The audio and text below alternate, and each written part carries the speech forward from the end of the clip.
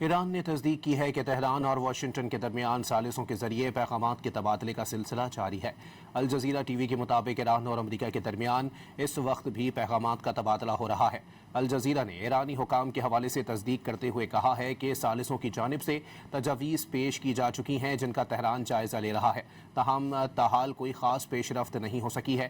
دونوں فریقین کے موقف میں بنیادی اختلافات کے ساتھ ساتھ شدید باہمی عدم اعتماد بھی اس رد عمل میں بڑی رکاوٹ بنا ہوا ہے۔ ایران نے تصدیق کی ہے کہ تہران اور واشنگٹن کے درمیان ثالثوں کے ذریعے پیغامات کے تبادلے کا سلسلہ جاری ہے۔ الجزیرہ ٹی وی کے مطابق ایران اور امریکہ کے درمیان اس وقت بھی پیغامات کا تبادلہ ہو رہا ہے۔ الجزیرہ نے ایرانی حکام کے حوالے سے تصدیق کرتے ہوئے کہا ہے کہ ثالثوں کی جانب سے تجاویز پیش کی جا چکی ہیں جن کا تہران جائزہ لے رہا ہے، تاہم تاحال کوئی خاص پیش رفت نہیں ہو سکی ہے۔ دونوں فریقین کے موقف میں بنیادی اختلافات کے ساتھ ساتھ شدید باہمی عدم اعتماد بھی اس رد عمل میں بڑی رکاوٹ بنا ہوا ہے۔